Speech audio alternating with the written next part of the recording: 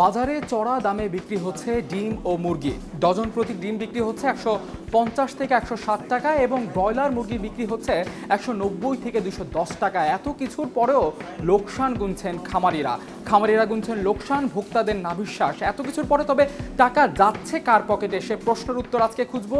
পাশাপাশি প্রধানমন্ত্রীর south Africa সফরের সবশেষ সংবাদ কি রয়েছে এবং দ্বাদশ জাতীয় নির্বাচন প্রসঙ্গে সবশেষ আপডেট কি রয়েছে, সব নিয়ে আজকের সংবাদ সংকলন। এবং আপনাদের সঙ্গে আছে আমি মাহাদ ইসলাম ধ্রুব। কথা বলবো সময়ের সংবাদকর্মীদের সঙ্গে এবং তাদের থেকে জানবো আজকের গুরুত্বপূর্ণ সংবাদগুলোর বিস্তারিত।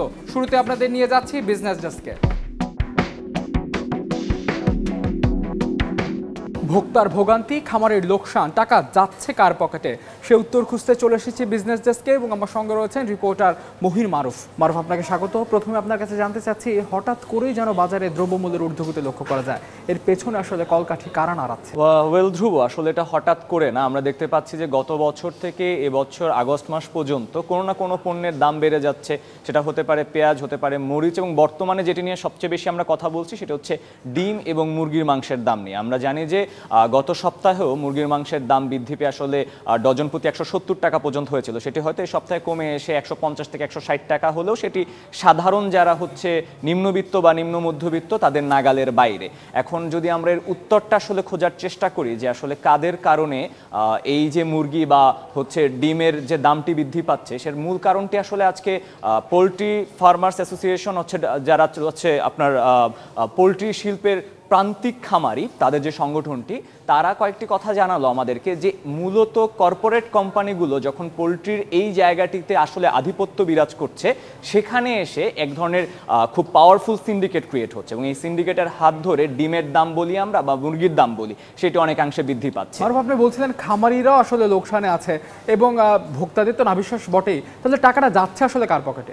খামারিদের লোকসানের জায়গাটা যদি দেখি তাহলে আমরা খুব সহজে বুঝতে পারবো টাকাটি কাদের পকেটে যাচ্ছে। একজন খামারি যখন মুরগির খাবার কিনতে যান, তাকে বস্তা প্রতি খাবার কিনতে হয় 3,500 টাকা দিয়ে, কিন্তু বড় বড় কর্পোরেট যে কোম্পানিগুলো, তারা যদি কন্ট্রাক্টের মাধ্যমে খাবার কেনেন 1,000 টাকা কমে মাত্র 2500 টাকায় তারা খাবার কিনতে পারে।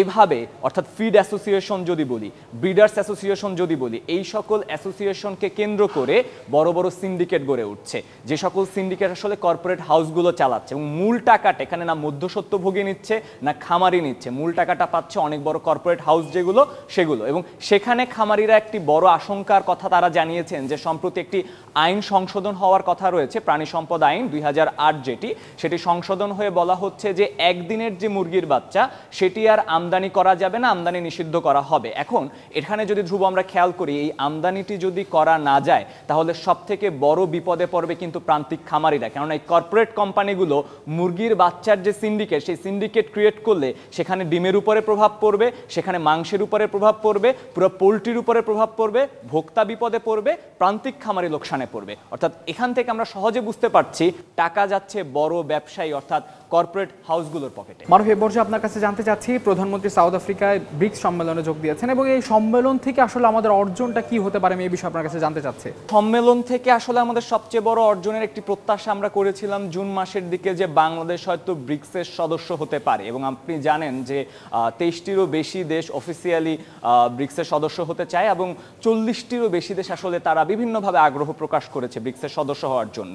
তো আশা করছিলাম আমরা যে বাংলাদেশ সদস্য পদ পেতে পারে। তবে ব্রিক্স সম্মেলনের আগেই পররাষ্ট্রমন্ত্রী হচ্ছে আমাদেরকে জানিয়েছেন যে সদস্য পদ পাওয়ার সম্ভাবনা আসলে নেই বললেই চলে। তবে সদস্য পদ যদি আমরা নাও পাই, আমরা কিন্তু ব্রিক্সের যে ব্যাংক অর্থাৎ নিউ ডেভেলপমেন্ট ব্যাংক, সেই ব্যাংকের কিন্তু আমরা সদস্য। সেখান থেকে ঋণ কার্যক্রমের যে সুবিধাগুলো, নিজস্ব কারেন্সিতে ঋণ পাওয়া, অল্প সুদে ঋণ পাওয়া, এই সুবিধাগুলো আমরা আদায় করতে পারবো। এবং এই সম্মেলনে প্রধানমন্ত্রীর যোগদানের মাধ্যমে আমরা কিন্তু আমাদের বার্তাটি পৌঁছে দিতে পারবো যে বাংলাদেশ আগ্রহী এবং বাংলাদেশ যোগ্য ব্রিক্সের সদস্য হওয়া। কেননা ব্রিক্সের সদস্যের যে জায়গাটি, আমরা দেখবো যে উদীয়মান যে রাষ্ট্রগুলো রয়েছে এবং অর্থনৈতিকভাবে শক্তিশালী যে রাষ্ট্রগুলো, যারা ডি-ডলারাইজেশনকে সমর্থন করে এবং পশ্চিমাদের মনোপলি থেকে বের হয়ে আসতে চায়, বাংলাদেশও কিন্তু আসলে।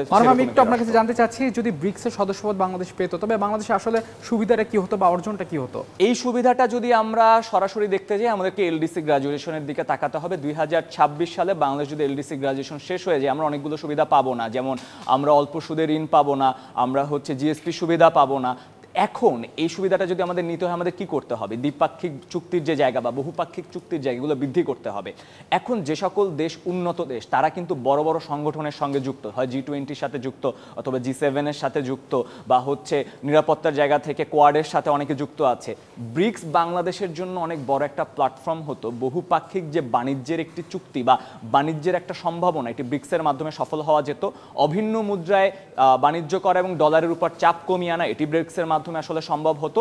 তবে আমরা সদস্য না হলেও নিউ ডেভেলপমেন্ট ব্যাংকের মেম্বার হিসাবে আমরা এখন পর্যন্ত আশা রাখছি যে অনেকখানি সুবিধাই আমরা এখান থেকে পাবো বা আদায় করতে পারবো। মানব, এই পর্যায়ে আপনার কাছে জানতে চাচ্ছি বিজনেস ডেস্কে আজকের সবচেয়ে আলোচিত কোন সংবাদটি রয়েছে? সবচেয়ে আলোচিত সংবাদটি হচ্ছে ধ্রুব, বাংলাদেশ ব্যাংক নিয়ে ইতিহাসের সর্বোচ্চ আয় এবং সর্বোচ্চ মুনাফা করেছে বাংলাদেশ ব্যাংক, এবং বলা হচ্ছে এবার বাংলাদেশ ব্যাংক টোটাল আয় করেছে 15,000 কোটি টাকা, এবং এটি হচ্ছে 148% বেশি বিগত বছরের থেকে, এবং টোটাল মুনাফা যেটি সেই মুনাফা হচ্ছে 10,800 কোটি টাকার মতো।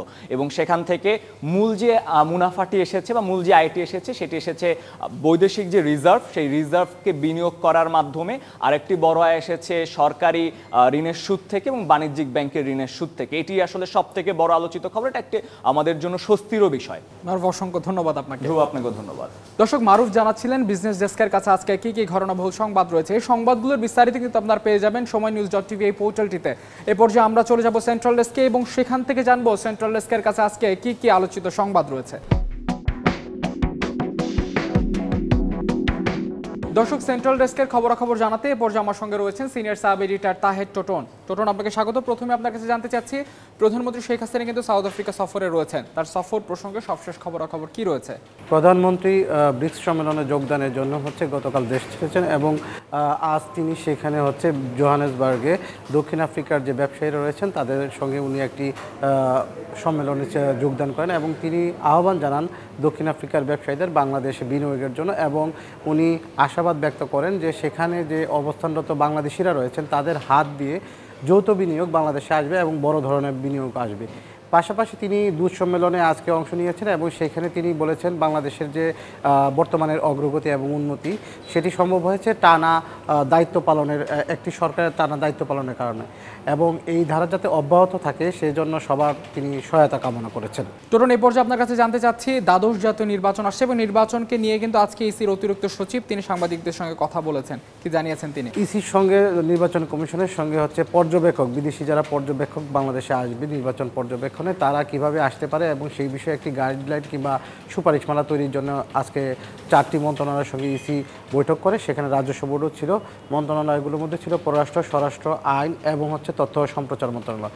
তো সেখানে কথাবার্তা হয়েছে যেটা যে আগামী সেপ্টেম্বরের প্রথম সপ্তাহে হয়তোবা এ বিষয়ে তারা একটা সুপারিশমালা তৈরি করবে, এবং সে অনুযায়ী হয়তোবা বিদেশি পর্যবেক্ষকরা বাংলাদেশে আসবে। তরুণ, এই পর্যায়ে আপনার কাছে জানতে চাচ্ছি, আজকে কিন্তু দুর্যোগ ও ত্রাণ প্রতিমন্ত্রী ভূমিকম্প নিয়ে ভয়াবহ তথ্য দিয়েছেন, কি জানিয়েছেন তিনি? সর্বশেষ যে ভূমিকম্প বাংলাদেশে আমরা অনুভব করেছিলাম সেদিন আমিও নিজে নিউজরুমে ছিলাম, এবং তখন প্রায় মিনিট খানেক আমি দোলনে অনুভব করি, এবং এটা একটি ভয়াবহ বিষয়। তো আজকে দুর্যোগ প্রতিমন্ত্রী এই ভূমিকম্প বিষয়ক একটি অনুষ্ঠানে বলেছেন যে বড় ধরনের 7 মাত্রার উপরে যদি ভূমিকম্প হয় তাহলে আমাদের ঢাকা নগরীতে একটা বড় ধরনের ভয়াবহ অভিজ্ঞতা আমাদের মুখোমুখি হতে পারে, এবং তিনি আশঙ্কা করেছেন 1.5 লাখের বেশি মানুষ প্রাণ হারাবে, এবং সেই ক্ষেত্রে আহতের সংখ্যা প্রায় 5 লাখের মতো হতে পারে। এই অবস্থায় ঢাকার যে ঝুঁকিপূর্ণ ভবনগুলো রয়েছে সেগুলো ভেঙে ফেলার জন্য সরকার কাজ করছে বলে জানিয়েছেন, এবং একই সঙ্গে প্রায় 480 কোটি টাকার বেশি ভূমিকম্প পরবর্তী কিংবা দুর্যোগ ব্যবস্থাপনার জন্য যন্ত্রপাতি কেনা হয়েছে বলেও তিনি জানান। তরুণ, এই পর্যায়ে আপনার কাছে জানতে চাচ্ছি, আজকে সময় ওয়েব থেকে একটি সংবাদ গিয়েছে যে ওমরা নিয়ে একটি সুখবর পাওয়া গিয়েছে, সেই সুখবরটি কি আমাদের জানান? ওমরা বিষয়ক সৌদি আরবের যে মন্ত্রণালয় তারা সিদ্ধান্ত নিয়েছে যে আমি যদি ওমরা করতে যাই তাহলে নির্ধারিত একটা সময় আগে আমাদেরকে জানাতে হবে, এবং ওই নির্ধারিত সময় যদি আমি প্রবেশ করি যতবার খুশি আমি ওমরা করতে পারবো, এবং ওমরা ভিসা নিয়ে যদি কেউ সৌদি আরবে প্রবেশ করেন তিনি পুরো সৌদি আরব ঘুরে বেড়াতে পারবেন, এবং একই সঙ্গে তাদের প্রবেশ এবং বের হওয়ার বিষয়ে যে আপনি যদি নৌপথে যান আপনি আকাশপথে আসতে পারবেন কিংবা অন্য যে সড়ক পথেও আসতে পারবেন, এই কিছু বিষয়ে তারা সিদ্ধান্ত নিয়েছে, এবং একই সঙ্গে সেখানে বসবাসরত তাদের যে বাসিন্দা তাদেরকে তারা আহ্বান জানিয়েছেন যে অন্য দেশের যারা মুসলিম রয়েছে তাদেরকে ওমরা ভিসা কিংবা ওমরা করতে আসার জন্য তারা যাতে স্বাগত জানায়। টোটন, এই পর্যায়ে আপনার কাছে জানতে চাচ্ছি, পুলিশ কিন্তু আজকে প্রেস ব্রিফিংয়ের মাধ্যমে জানিয়েছে যে ভয়াবহ এক চক্রকে তারা আটক করতে সক্ষম হয়েছে। সেই চক্র সম্পর্কে আমাদের জানান। তারা তরুণীদের মাধ্যমে ফাঁদ পাতত। কেউ যদি তরুণীদের প্রেমের আহ্বানে তাদের সঙ্গে দেখা করতে যেত, তখন তাদেরকে আটকে ভিডিও ধারণ এবং সেইখানে আপনার সাংবাদিক প্রবেশ, ভুয়া সাংবাদিক এবং ভুয়া পুলিশ প্রবেশ করত এবং তাদেরকে ভিডিও দেখিয়ে কিংবা বিভিন্নভাবে প্রতারণা করা হতো। এবং চক্রের কতজনকে গ্রেফতার করা হয়েছে? 8 জনকে গ্রেফতার করা এই হয়েছে। চক্রে কি আরো সদস্য রয়েছে কিনা সে বিষয়ে তদন্ত চলছে বলে জানিয়েছে ডিবি কর্মকর্তারা। এবং এই চক্রে মহিলা এবং পুরুষ মিলে 8 জনকে গ্রেফতার করা হয়। তরুণ, এই পর্যায়ে আপনার কাছে জানতে চাচ্ছি, জেলা পর্যায়ের স্পেসিফিক্যালি আমি চট্টগ্রাম বিভাগের প্রশ্ন করতে যাচ্ছি যে চট্টগ্রামের দক্ষিণ চট্টগ্রাম কিন্তু ভয়াবহ বন্যার সম্মুখীন হয়েছে, সেখানকার সবশেষ খবরাখবর কি রয়েছে? সেখানে আপনার সাতকানিয়া সহ আশপাশে যে উপজেলাগুলো রয়েছে সেখানে 12 থেকে 15 ফুট পানিতে তারা বন্যা তারা ডুবেছিল এবং সেখানকার যে পাহাড়ি ঢল এবং সব কিছু মিলে তাদের যে ক্ষতি হয়েছে সেটা আসলে এখনও তারা ঘুরে দাঁড়ানোর মতো অবস্থায় নেই। 15 দিনে তারা পর্যাপ্ত পরিমাণ ত্রাণ এবং সহায়তা পাচ্ছে না বলে অভিযোগ উঠেছে এবং সেখানে স্কুল, আপনার কৃষকের গোয়ালের আপনার গরু, গবাদি পশু, ধান সব কিছু পানিতে নষ্ট হয়ে গিয়েছে। তো সেই অবস্থায় তারা সরকারের প্রতি আহ্বান জানিয়েছে যাতে দ্রুত পদক্ষেপের মাধ্যমে এই ক্ষতি কাটিয়ে উঠতে তাদেরকে সহায়তা করা হয়। টোটন, আপনাকে অসংখ্য ধন্যবাদ। দর্শক, টোটন জানাচ্ছিলেন সেন্ট্রাল ডেস্কের কাছে আজকে কি ঘটনাবহুল সংবাদ রয়েছে। এই সংবাদগুলোর বিস্তারিত কিন্তু আপনারা পেয়ে যাবেন সময়নিউজ.tv পোর্টালটিতে। দর্শক, এ পর্যায়ে ডেঙ্গু পরিস্থিতির খবর। সারা দেশে ভয়াবহ আকার ধারণ করেছে ডেঙ্গুতে আক্রান্ত মৃত্যুর সংখ্যায় 2022-কে বহু আগেই ছাড়িয়ে গেছে 2023। 2023-এর 23 আগস্ট পর্যন্ত ডেঙ্গুর মৃত্যুর সংখ্যা 500 ছাড়িয়েছে এবং গত 24 ঘন্টায় ডেঙ্গুতে মোট 13 জনের মৃত্যু হয়েছে এবং হাসপাতালে ভর্তি হয়েছে 2070 জন। এবং আজকে স্বাস্থ্যমন্ত্রী জানিয়েছেন ডেঙ্গু নিয়ন্ত্রণে 10 কোটি মার্কিন ডলার দিয়ে সহায়তা করতে চায় বিশ্বব্যাংক। দর্শক, এই পর্যায়ে আমরা চলে যাব স্পোর্টস ডেস্কে এবং সেখান থেকে জানবো স্পোর্টসে আজকে কি আলোচিত সংবাদ রয়েছে। দর্শক, আজকে সকাল থেকে সামাজিক যোগাযোগ মাধ্যমে একটি বিষয় কিন্তু ঘুরপাক খাচ্ছিল যে জিম্বাবুয়ের সাবেক পেসার হিথ স্ট্রিক তিনি কি মারা গিয়েছেন নাকি তার এই মৃত্যুর খবরটি কি গুঞ্জন নাকি সত্যি, সেই বিষয়টি নিশ্চিত করতে এই পর্যায়ে আমার সঙ্গে রয়েছেন রিপোর্টার রাহাত আহমেদ খান। রাহাত, হিথ স্ট্রিকের মৃত্যুর খবরটি কি গুজব নাকি আসলেই সত্যি? আজ মধ্যরাতে এই গুজবটা ছড়ানো হচ্ছে জিম্বাবুয়ের সাবেক পেসার এবং হিথ স্ট্রিকের টিমমেট হেনরি ওলঙ্গা। তো তিনি পরবর্তীতে নিজেই আবার জানান যে না, এটা হচ্ছে গুজব, বিষয়টা অতিরঞ্জিত করা হচ্ছে, হিথ স্ট্রিক বেঁচে আছেন। পরবর্তীতে হিথ স্ট্রিকের মেয়ে তিনিও নিশ্চিত করে যে তার বাবা জীবিত এবং তারা আজ ভোরবেলা একসঙ্গে সূর্যোদয় দেখেছেন। তার পরবর্তীতে ভারতীয় গণমাধ্যম তারা হিথ স্ট্রিকের সঙ্গে কথা বলে নিশ্চিত করে যে তিনি জীবিত। এই গুজবটির কেন আসা, গুজবটির পিছনে কারণটা কি? গুজবটির পিছনে কারণ হচ্ছে গত মে মাসে একটা গণমাধ্যম প্রকাশ করে যে হিথ স্ট্রিক ক্যান্সারে আক্রান্ত, কোলন এবং লিভার ক্যান্সারে লাস্ট স্টেজে আছেন উনি। তো ওই সময় জিম্বাবুয়ের ক্রীড়ামন্ত্রী জানান যে কোনো সময় তিনি আর কি মারা যেতে পারেন, ওনার বাঁচার সম্ভাবনা খুবই কম। তো এখান থেকে মূলত গুজবটা আর কি ছড়িয়ে পড়ে পরবর্তী। রাতে পর্যায়ে আপনার কাছে জানতে চাচ্ছি যে ক্রিকেট ওয়ার্ল্ড কাপ আসছে এবং এই ওয়ার্ল্ড কাপে বাংলাদেশের মাহমুদুল্লাহ রিয়াদের কি অংশ নেওয়ার কোনো সুযোগ রয়েছে কিনা বা খেলার কোনো সুযোগ রয়েছে কিনা? আমরা জানি যে এটা নিশ্চিত করা হয়েছে এশিয়া কাপে যারা সুযোগ পাচ্ছেন মূলত তাদেরকে বিশ্বকাপের জন্য বিবেচনা করা হবে, কিন্তু তারপরও মাহমুদুল্লাহ রিয়াদ এবং আরও কিছু ক্রিকেটারকে বিবেচনায় রাখা হচ্ছে এবং তাদেরকে নিয়ে একটা কিন্তু ক্যাম্প চলছে ব্যাকআপ ক্রিকেটারদের। তো মাহমুদুল্লাহ প্রথম 2 দিনে ক্যাম্পে ছিলেন না, ওনার মা অসুস্থ হয়, উনি ময়মনসিংহে অবস্থান করছিলেন, কিন্তু পরবর্তীতে আজকে তিনি ওই ক্যাম্পে যোগ দিয়েছেন আর কি। রাহাত, স্পোর্টস ডেস্কের কাছে এর বাইরে আর কি আলোচিত সংবাদ রয়েছে? গত রাতে এফসি চ্যাম্পিয়ন্স লিগের প্লে অফের খেলা ছিল রোনালদোর দলের। তো এই ম্যাচে আল নাসর ম্যাচের 88 মিনিট পর্যন্ত 2-1 ব্যবধানে পিছিয়ে ছিল। এরপরে তারা কামব্যাক করে ম্যাচটা 4-2-এ জয় পায়। তবে এই ম্যাচে রোনালদো গোল পাননি, কোনো গোল পাননি আর কি, একটা অ্যাসিস্ট করেছেন শুধু। তো এই ম্যাচ জেতার ফলে তারা এফসি চ্যাম্পিয়ন্স লিগের গ্রুপ পর্বে জায়গা করে নিয়েছে আর কি। রাহাত, আপনাকে অসংখ্য ধন্যবাদ। দর্শক, রাহাত জানাচ্ছিলেন স্পোর্টস ডেস্কের কাছে আজকে কি কি আলোচিত সংবাদ রয়েছে। এই সংবাদগুলোর বিস্তারিত কিন্তু আপনারা পেয়ে যাবেন সময়নিউজ.tv এই পোর্টালটিতে। দর্শক, এই পর্যায়ে আপনাদের জানাতে যাচ্ছি আন্তর্জাতিক অঙ্গনের খবর, এবং আন্তর্জাতিক অঙ্গনের খবর জানাতে আমরা ভারতের দুটি সংবাদকে আজকে নির্বাচন করেছি। সেই দুটি সংবাদ হচ্ছে, ভারতের মিজোরামে রেলওয়ের একটি নির্মাণাধীন সেতু ধসে 17 জন শ্রমিক নিহত হয়েছেন এবং আরও অনেক শ্রমিক সেখানে আটকা পড়ার আশঙ্কা করা হচ্ছে। এদিকে মহাকাশ গবেষণায় আরও এক ধাপ এগিয়ে গেল ভারত।